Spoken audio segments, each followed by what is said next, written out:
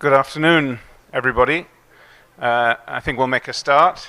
Thank you very, very much indeed for being here this afternoon. It's great to see so many of you in the room, lots and lots of faces. So I'm sure we'll get lots of engagement and questions a little later. And that is very much the focus and the aspiration for this session. We want this to be engaging and interactive. We want lots of your ideas and a lot of sharing between our panelists here and all of you in the audience. My name is James Wood. I'm the Director of Communications at the IEC, and I am joined up here on stage by very eminent panelists today. I have with me on my far left Mary Elizabeth Darnano, who is a CAB member at Bureau Veritas. Mary Elizabeth, welcome. Thank you very much for being here this afternoon. Thank you very much, James. I'm very pleased to be there. Excellent. To Mary Elizabeth's right, we have Ashish Jindal, who is Senior Officer at SE for All, which is Sustainable Energy for All. Thank you so much, James, for the opportunity. I'm really looking forward to this. Thanks. Very good. And next to me, we have Miyuki Takanaka, who is Chair of TC 111, focused on environmental standardization. Thank you, James-san, for inviting me today. I'm really excited. Thank you. Excellent. So we have three panelists, and I'm sure we'll get interaction between them as well as with you as well.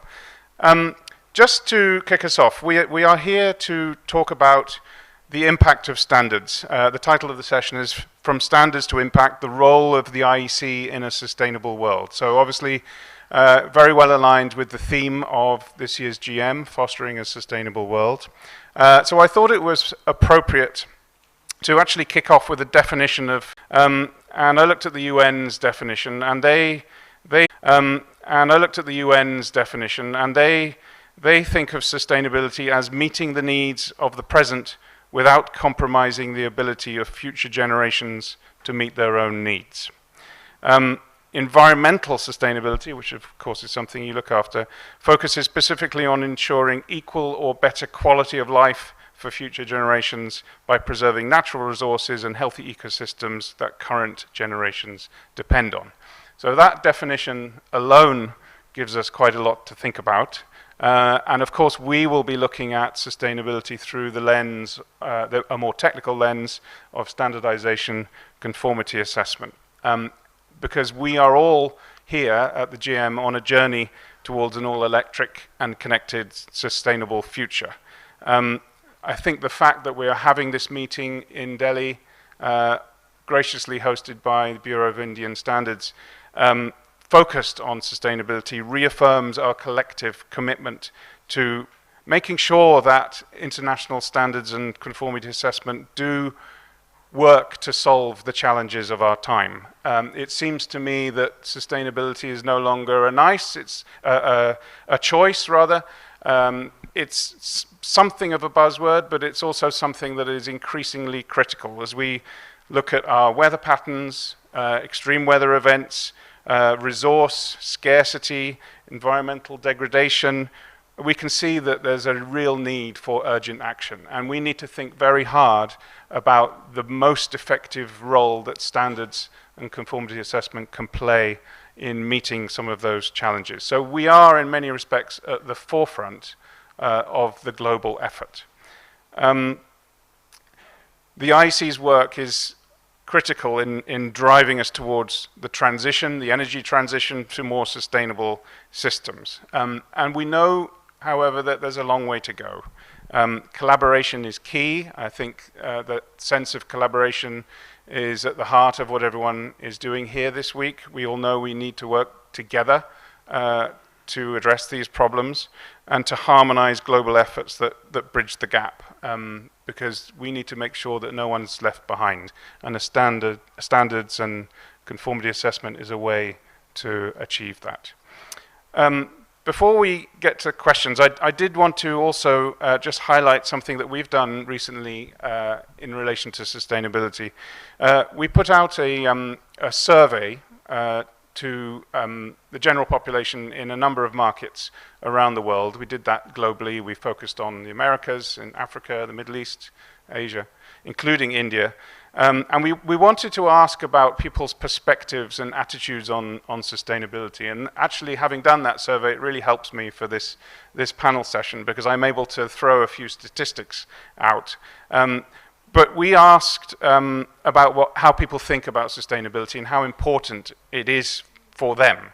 And there was overwhelming support for sustainable approaches.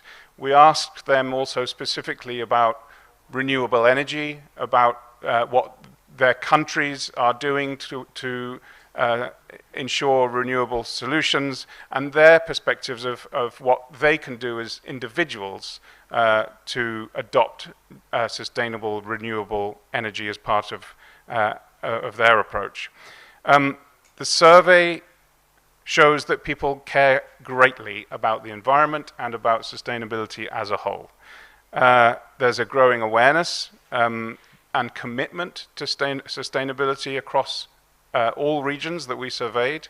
And the findings really sort of underscore the urgency that people feel in the need for more tangible solutions to achieve a sustainable future.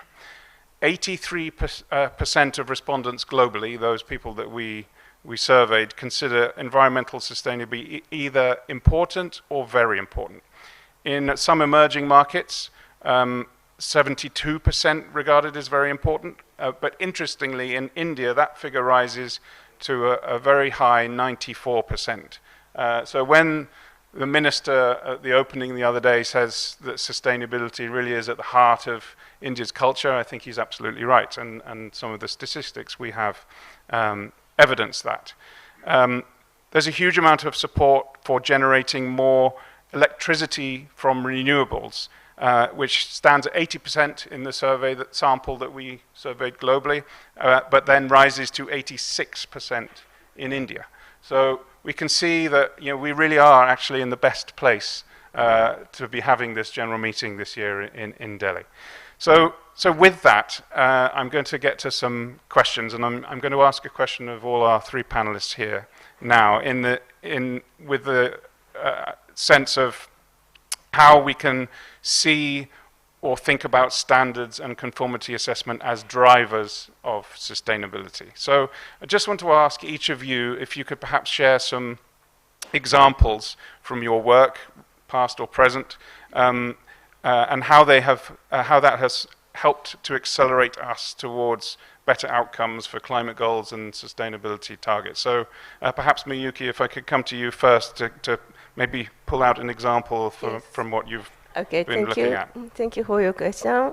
I'd like to share two concrete samples.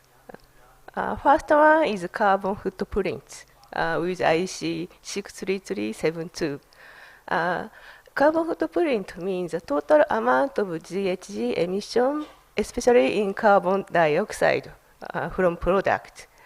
So using this standard, a manufacturer can demonstrate to show the reduction the CO2 emission from the product. And the second one is eco-design with IEC 62430. This horizontal standard can guide manufacturers to integrate environmental consideration to the product. Then the company are encouraged to make products that has more energy efficiency and also long-term lifetime and also easy to use or recycle. So I believe our TC11 standard makes the framework for the manufacturer to contribute to the climate change or circular economy for the urgent trend. That's our TC11 activity. Okay. Miyuki, thank you. That's a really tangible example of how you've developed and implemented a framework for manufacturers to address carbon emissions. Amazing, thank you. Marie Elizabeth, maybe we can come to you next. I'm going to jump around the chairs here. Yes, in fact, I'm going to complement the element that Biyoshi vient come to say, because in fact in IECQ, so the conformity assessment side of IEC, we are working to develop what is needed for the manufacturer, for the industry, for the supply chain, to trust, in fact, carbon footprint, to trust eco-design strategy within the industry. And that is what we do in conformity assessment. So we have launched a new scheme for that within IECQ. We have already issued a statement for carbon footprint for different industry. And what is very important to know when we speak about sustainability and the challenge behind sustainability, there is a big challenge in terms of financial aspect. There is a lot of investment within sustainability, but we need to trust the data. We need to trust what claim manufacturer, supply chain are doing, and we need also to be able to provide the data from one region to another region. In creating and launching conformity assessment within IEC, we have this global approach, and we create this trust with verified statement, verified data. And that is very, very important when we have this kind of very big challenge, very big transition to do, and a lot of financial aspect and risk for the supply chain. That's great. Thank you so much. I have a feeling we may need to come back to you on this point to dig into a little bit about how we can trust the data better. It seems key. Ashish, I'm sure you have some examples in your work of how standards and conformity assessment can drive us towards better sustainable outcomes. Sure. Thank you so much for this important question. So I'll start. First of all, I was delighted to know when you share this data about India that is on a higher side towards sustainability in product. And that's why even when we discussed among our peers, families, friends, this is something which always entails the highest level of value regard. Now coming to the examples, I think for us standard is basically, and if I could define in a very layman terms, I think if a person or a consumer knows to how to buy a good product, how the second stakeholder, which is the government, to run a good program, and third, the manufacturer to get trust. I think these three components basically define the standard. And I have seen many examples, for example, not only at SC for All, where we worked on Sustainable Development Goal 7, which works on energy access to all, doubling energy efficiency and tripling renewable energy. We have seen the amazing work of IEC and working with the national governments to basically to show how we can actually achieve it. For example, I could say a program in India, which is Ujala, where we have distributed about 380 million LED bulbs. And this is one of the largest program where the LED transformation has happened. I think the standard holds the key driver where basically the consumers of like country get trust. Okay, this is something I know that lamp hours, the illumination, the safety and the saving are going to be critical behind this. Similarly on solar program, if you see there is a program running by the government of India, which is PM Surya Ghar program, which is to basically provide a residential solar rooftop program a push. And in the last few months only, we have seen a tremendous sort of application around it. And this is because there is a trust, there is a, you can say, a knowledge, and customer knows that there is a standardization of product. But I think right now, since we are working in various other domains, like in addition to energy efficiency and demand flexibility, we need to continue this journey where we need more products, more, you can say, work towards. And I think, for example, the example of demand response, demand flexibility, circular economy, I think are going to be the key, because for appliances, we are there, but ultimately there are many other domains where we should work together and actually remain talking about the sustainability which we could achieve through the implementation. Thanks.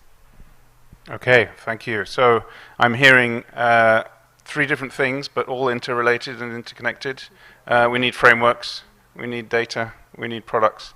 And that example of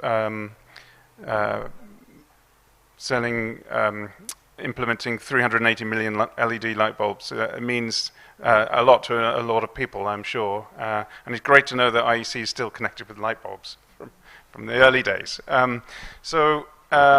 Moving on,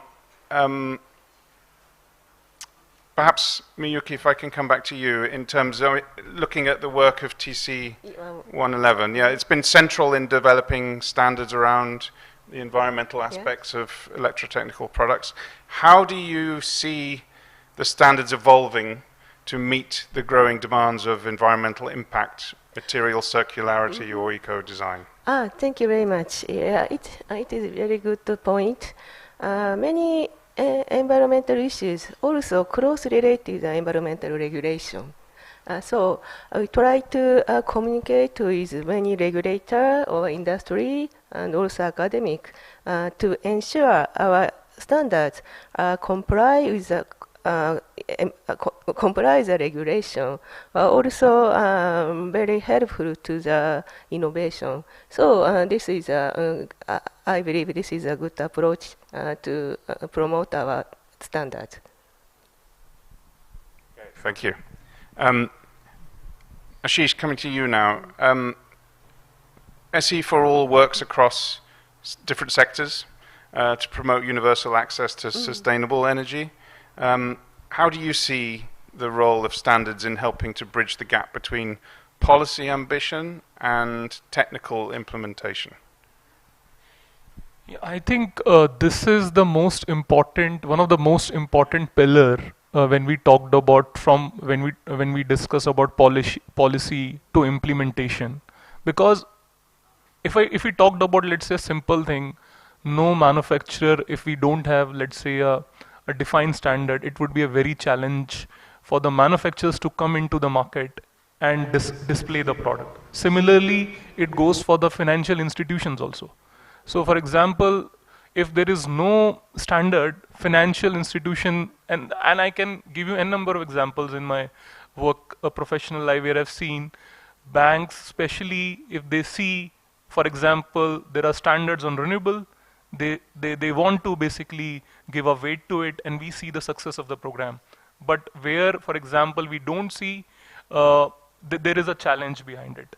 Similarly, I think if we see the success also, success of, let's say, whether it is about LED or maybe solar, it basically belongs to, it could reach to many countries. The standards and the beauty is the standards are simple to adopt. The standards are basically where it talks about localization also. It talks about the environment also. So ultimately, this is a win-win situation. Standard gives ultimately, because the consumers are the key to adopt it, right? The government are the key to drive it, any program. But for example, if I know I have to buy air conditioners, and that is that if the 5-star says, and it's very difficult to explain, let's say, to the masses that what is the ISCR value, or what is the, let's say, basically the bin temperature and all. But it's very simple to define that there is a 5-star which is more efficient, and you can save money with that. This itself, coupled with the standard, is an important proposition. And I think that's why, if I talked about specifically India journey also, standard and labeling is one of the critical, you can say, effort which has, so India in the last year has done about saving of about 50 MTOE, right, out of 900 MTOE of total consumption. So 50-55 is huge, and one of the most contribution, which is about 40%, is basically through the standards and labeling. And I think it holds a significant amount of key. And I think, but But the point is, wherever we are, we need more efforts, more midnight oil to burn to actually keep going on this path. Thank you. So more work across all of that. It'll keep us all busy. And I think your point about simplicity and consumer adoption that go hand in hand, defining the success of standards is really key. Mary Elizabeth, so from a conformity assessment perspective, what are the most effective ways to ensure that sustainability claims are credible and viable? I think that trust can't be built only on promise. We need to have verification. We need to verify, and we need to have verify evidence on data. Conformity assessment is there for that. And in fact, the idea of conformity assessment is to be able to verify against different standards. And when I say against different standards, can be IEC standard, but also ISO standard, because sustainability is not only for electrotechnical products, but is for all products. So conformity assessment is going to use the different standards, IEC and ISO, in order to check and verify the data. And verify in order that after that, the supply chain can trust this data.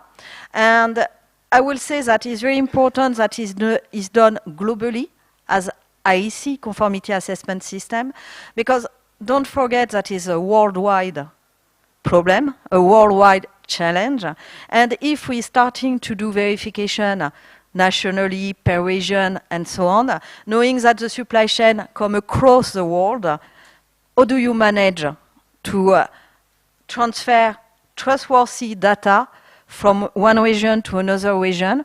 And also in terms of cost, imagine that we're going to verify for each country the same data in order to trust this data.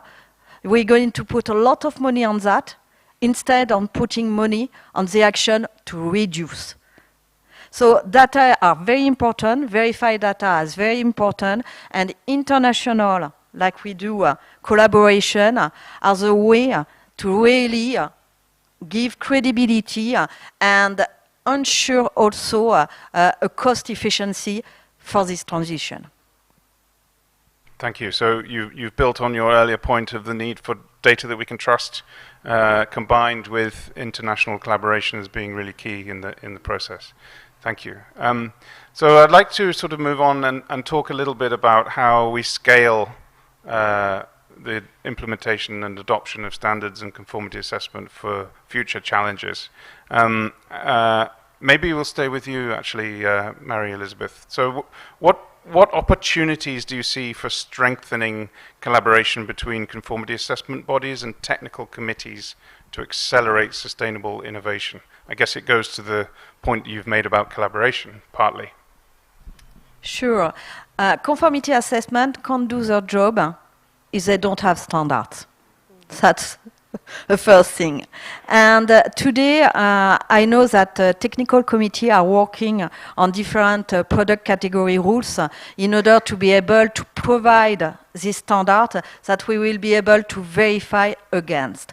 And so the collaboration is very important between conformity assessment side and technical committee in order to ensure that the verification will be done with the right technical rules, and also not only with IEC, but also with the ISO. As I explained, conformity assessment for sustainability has to be global. And global is international, but global is also cross-sector. A data for plastic, for materials, is a data that is needed for electrotechnical product, but also for other kind of product and sector. Okay, great example. Thank you very much. Miyuki, coming to you. What challenges do you encounter when aligning environmental standards with rapidly changing technologies, and how does TC111 deal with that? Yes, thank you for the question. Indeed, like AI or IoT, very rapidly, speed rapidly. And the risk is the standardization is too late. So to avoid this risk, we try to collaborate with ISO or ITUT to make joint working. Recently, we had made IEC 62430 is joint ISO and IEC double logo, and also material declaration. Material declaration means information exchange during the supply chain. Also, it is not only IEC side and also ISO side. So we had established a joint working with ISO TC207 and made the international standard called IEC ISO 86474. I believe this standard would be very important to the supply chain. All right, fantastic. So again, a great example of collaboration and the need to think across organizations. Yeah.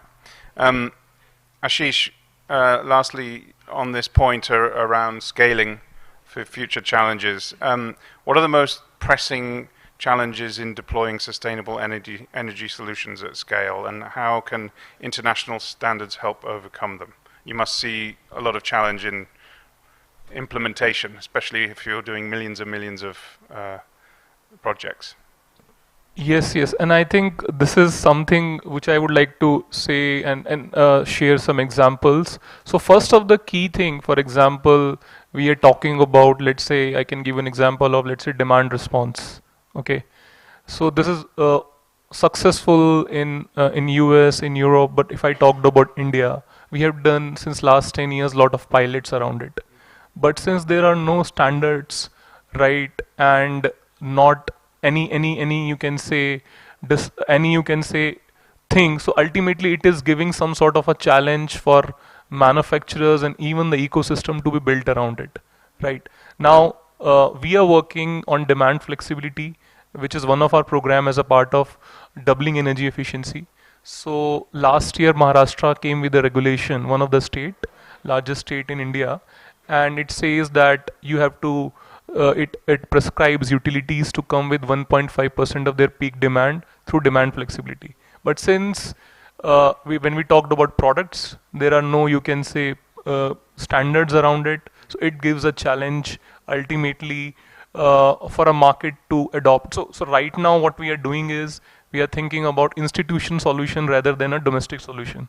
So institution solutions like water pumping, or maybe you can say thermal energy storage or others could, because there we could see some sort of standards. But when we talked about individual consumers, the adoption or maybe doing those solutions seems distant. Similarly, what we see, for example, the procurement is a key enabler, right? Whether it is a public procurement or whether it is a procurement by any state-owned agency, to basically leapfrog maybe if standards are still not there. But even at their end also, we see a lot of challenge, because until we see a buy-in or a standard develop around it, that would be a key. I could give you few examples, for example, of few concerns. Like for example, in India we have about last year, the air conditioners sold were about 14 million in numbers. Similarly, this year about these were the number, and we have a stock of about 55 to 60 million of air conditioners, which is somewhat old. Now this holds a significant amount of potential to replace them and do a replacement program, because it will give a significant amount of peak demand avoidance and many such associated benefits, right? But the point is, if we can have, let's say, some standards on circular economy, where what we could do with the old AC, similarly we have fans, about 600 million numbers of stock, which is of, let's say, old fans.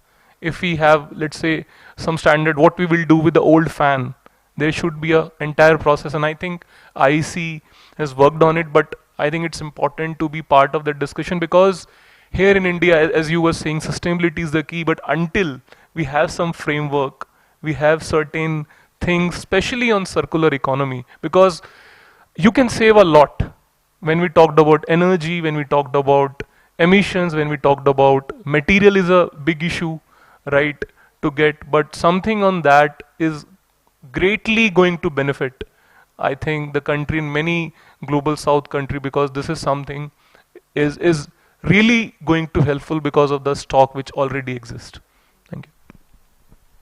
So at this point in the discussion, you've all raised lots and lots of different areas, both in terms of standards and conformity assessment as drivers of sustainability and what the priorities there are. We heard about frameworks that you have an example of, the need to trust data, and then in terms of scaling up, it's all about global collaboration, a lot of which is happening here at the GM, and I'm sure beyond, but also some really interesting points that you raise around procurement, planning for procurement, and standards for the circular economy that would drive that scalability going forward. So I wonder, as we look at that landscape that you've described, what you believe the next steps are, and what are the priorities for us in moving forward. How do we actually deliver on sustainable goals? I can see you all thinking hard, but I don't know, Miyuki, maybe you want to take that one first? Yes, exactly. Now, TC111 make many standards related to circular economy, like reused component or recyclability. So I believe these circular economy standards also adapt to the consumer or many stakeholders. And I believe we could contribute to circular economy through our standard. This is my activity. Okay, thank you. Ashish, your thoughts? So I think to scale up, I could give some practical example. For example, India has many states. So let's say we have, and it is across, let's say, there is, you have a national level, let's say, easily you can manage, but when we talked about sub-national level, to do monitoring, verification and enforcement, I think is the key, whether the standards product are in the market or they are substandard product also.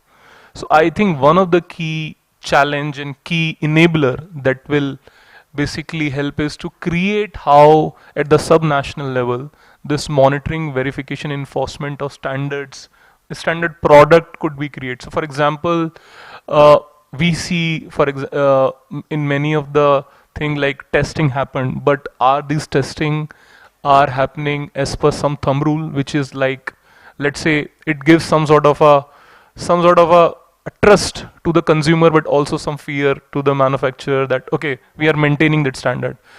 So I see this is something as a next, and also capacity building and training to the sub-national level state officials, because if they want to get into, let's say there is a standard, there are existing standards, so there are two journey. One is how to implement the existing standards through the strong monitoring, verification, enforcement, and what about the new standard which we can do. But ultimately we need some sort of a framework which could actually help in capacity building and also monitoring, verification, enforcement of the standard. Yeah, thanks.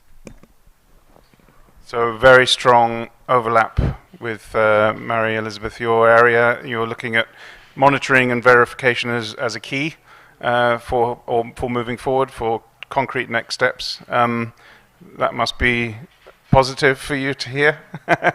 Of course. I think that we speak about a lot of verification of data to create confidence and trust.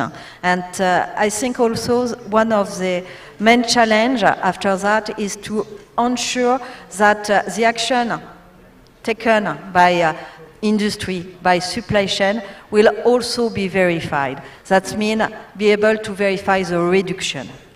And that we come back to eco-design, of course, and this part of strategy also for company to reduce the environmental footprint of the product and of the company. And for that we need to also to set up and to launch what is needed to verify all this kind of plan, the transition plan, the reduction plan, and the eco-design of the product. So it's very important also that we be able to do that and not only verify data, but also verify the implementation of the reduction plan. So I think you've just introduced the idea of two-factor authentication for standards, not just for the standard itself, but for the actions that industry take around the standard. That's a really nice concept. I struggle with two-factor authentication myself, so hopefully it's going to be simpler than that. I think what we'd like to do is leave sufficient time for questions from the audience. So if you don't mind, I think we'd like to throw the floor open now to see if there are any questions from anyone here present in the room. I'm sure our panelists would be happy to answer. So if you do have a question, I don't know if you have people handing around mics, but if you do have a question, if you could please just say your name and who your question is directed at, if it's directed at one panelist in particular. So, wondering if we have questions from anyone in the room? Yeah, gentleman here in the front. Do we have microphones? Yeah.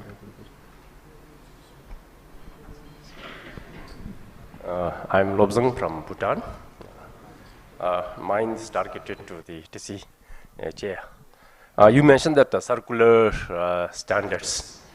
Do you still feel that the circular standards, circular economy standards should be stand alone, or those for the sustainability, they should be within the product-based standards?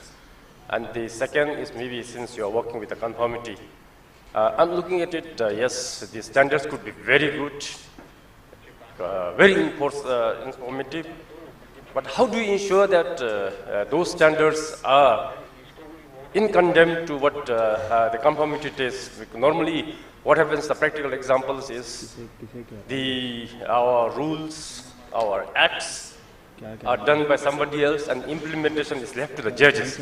So when it's up to the judge to how you implement that process. So I'm asking then, how is this IEC standards really implemented on the ground? So basically it comes to the conformity. So how do you ensure that, as you said that now you are looking at the collaboration, but I thought that maybe during the process of standardization itself, this conformity assessment conformity people should be working together closely with the standard preparations. So this is my two questions. Okay, so I think first half of that question for you, maybe Miyuki. Thank you for good questions. We are TC111 is a horizontal technical committee, and also the circular economy is a whole problem over the IEC. So our standards like assessment of reuse component or assessment of repair. So these concrete standards will help many TCs how to calculate the reuse component or recycled content. And then these assessment results will help to circulate our material or our component. And then our standard totally contribute to the circular economy. It is our principle. And also, we try to provide a very practical use how to calculate the component or the recycled materials, and then these standards will help to all the ICTC. It's my opinion. Is it okay? Mary Elizabeth, do you want to take the next half? So, in fact, when you are in conformity assessment side of IEC, we are in complete discussion with the TC. For example, we have a working group, 14, in IECQ, and within this working group, we have experts from the TC 111, and we also have people from other TC coming to explain, and in order that we implement the standard within the conformity assessment. So it's very important to understand that we're not working in standalone in conformity assessment.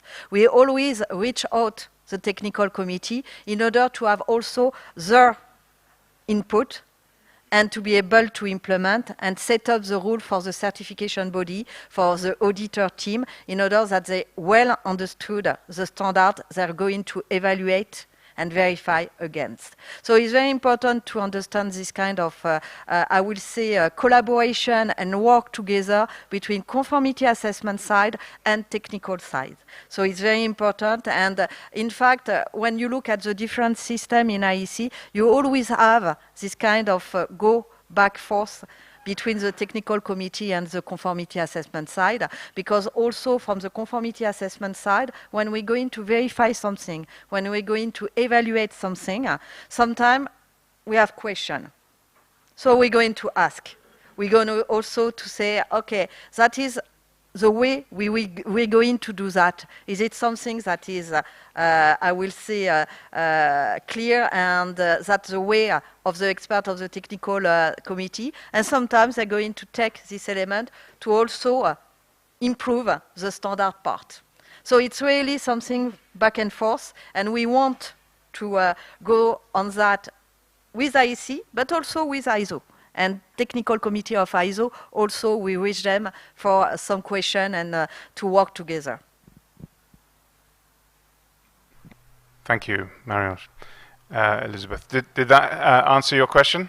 Yeah, thank you. It sounds like a really good way of working, collaborative and cooperation back and forth. I'm sure TC and conformity assessment learn a lot from each other in that process. It seems like the best way to develop solutions, and of course the consensus approach is at the heart of everything that the IEC is all about.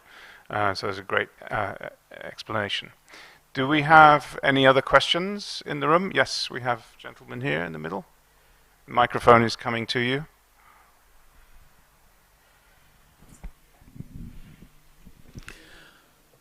My name is Victor Vallevian from the National Committee of Chile.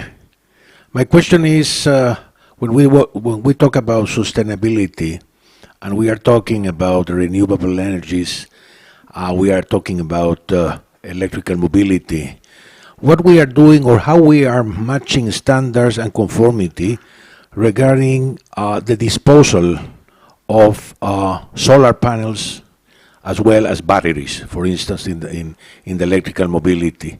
Today, most of the countries are promoting, the renewable energy, but very little are looking on how to dispose of this material afterwards. We are seeing a lot of problems today for the future. Yeah, that's a great question, and indeed, sustainable solutions are only half the problem. And I know from my collaboration with the Global Impact Fund at the IEC that there needs to be much more effort and emphasis put on how to potentially reuse things like batteries. And in fact, the Global Impact Fund has a project which is doing just that. It's breathing new life into second-hand batteries to power schools and other facilities in rural Kenya, in fact, to avoid having to dispose of those things in the first place. So that's one solution. But I'm guessing, Ashish, you've got potentially other solutions or ways to approach this kind of problem. So in terms of standard, that is also my laundry list that I would like to see that. But in the procurement, what we have tried is basically to put that as a part of a procurement process itself. For example, not specifically on the battery and renewable, but for example, we have tried on, let's say, air conditioning. If there is a value, salvage value of the product, and we could get some green certification of disposal from the manufacturer around it. Similarly on the ceiling fan also, because it will give two benefit. One is to the nature and also a cost reduction to the consumer, which will basically benefit. But in terms of solar as such and battery, I think we are seeing, for example, this issue coming in electric cars or two-wheelers and three-wheelers, that we are seeing this piling up, and for example, this is going to be a huge issue. But in procurement, we tried to basically communicate that how we can start creating a marketplace or maybe creating some sort of a value system out of that. But in terms of standard, this is also one of my you can say key ask or key wish, that if something we could done around it, because that in that case it would be too much easier. It has a system that is very easy to replicate. But yeah. Okay, thank you. Yes. Excuse me. I agree what you mentioned, you know, the second life, either for batteries as well as for the solar panels.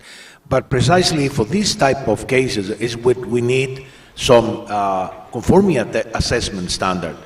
Because most of the country, at least in our country, we need to work with certified products.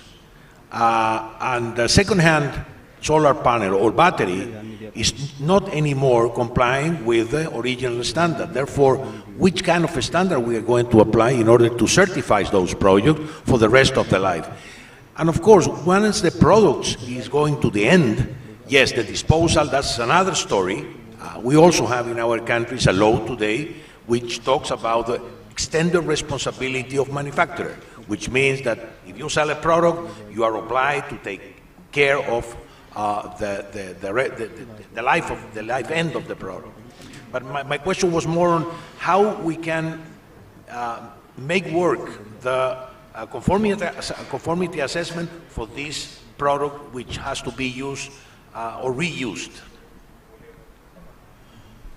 Mary Elizabeth? So, in terms of conformity assessment, today there is not international solution, to be clear. We didn't launch anything concerning this part. Because in fact, we are again in a sort of transition.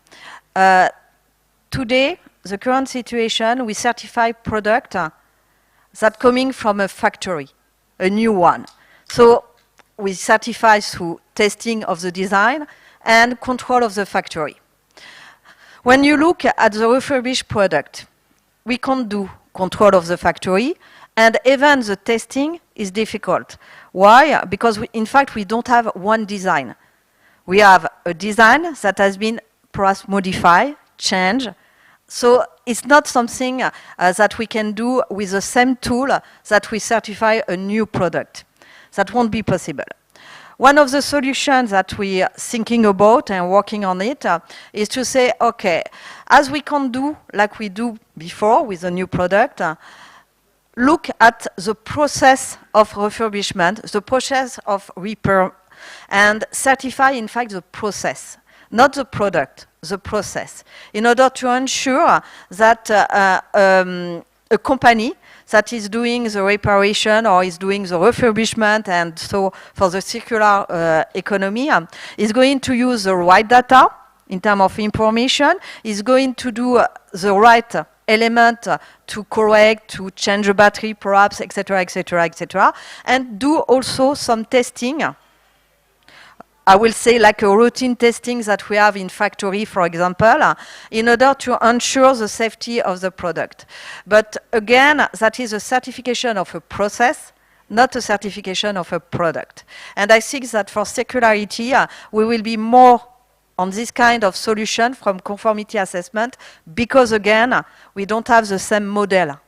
We have no factory and we have no type design. So we need to think differently. That seems like a very smart and a very innovative way of dealing with that issue, because as you say, the parameters are different. There's no manufacturer at the start of the process. So interesting approach. Thank you. Any more questions from anyone in the room? If not, I think we have a hand at the back, yeah.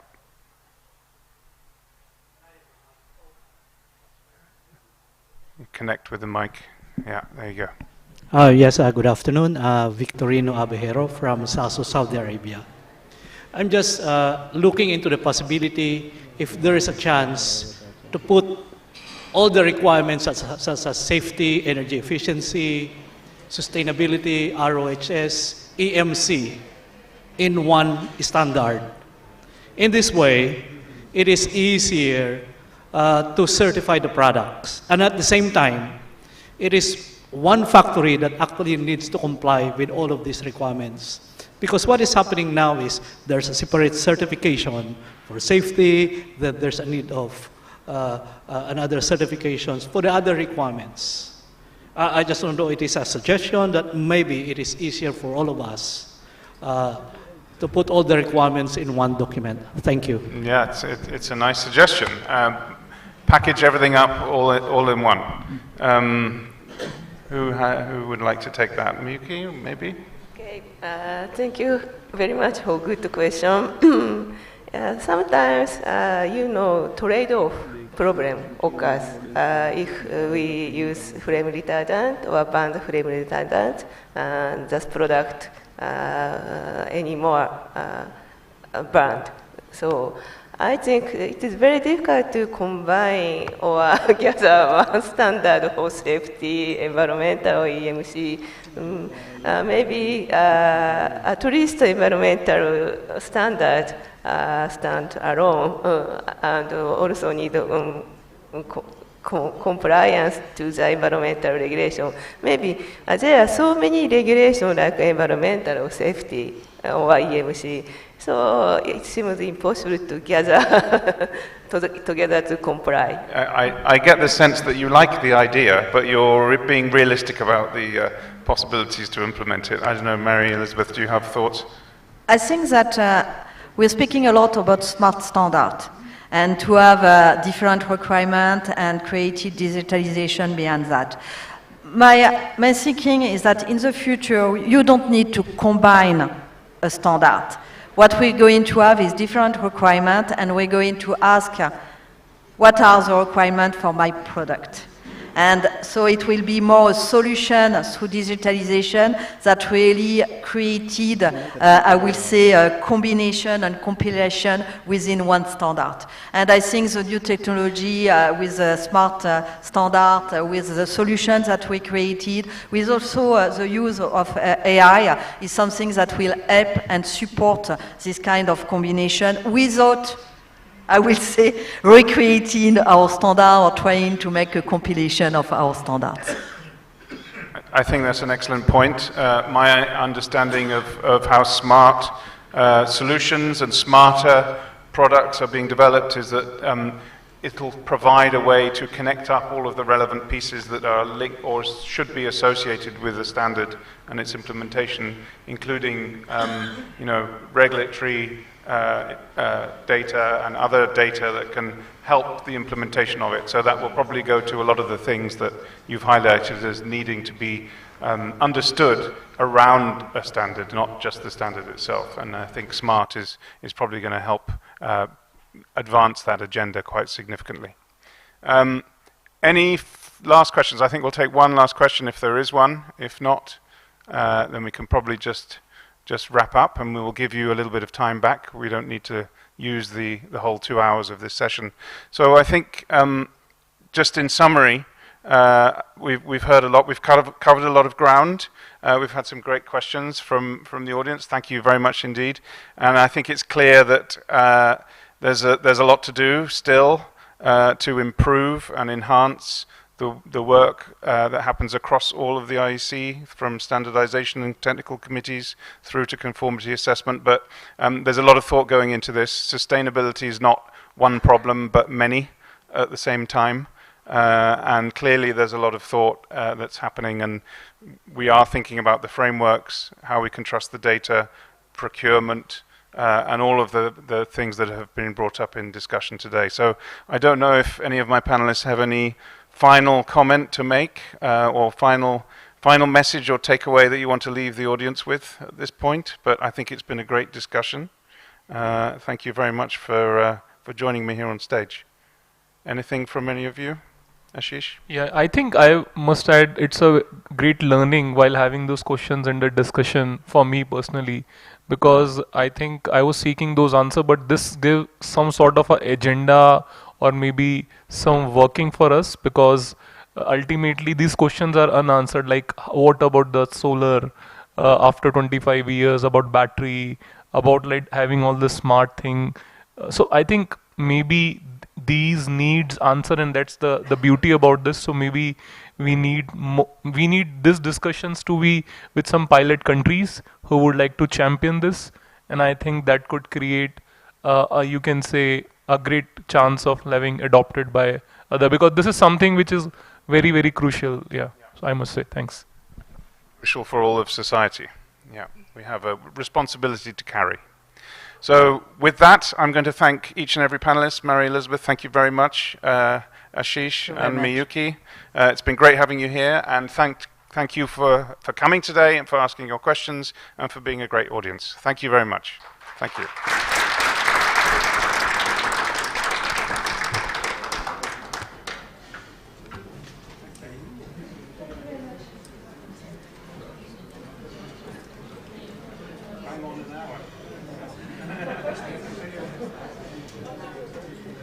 Oh, I didn't plan it that way.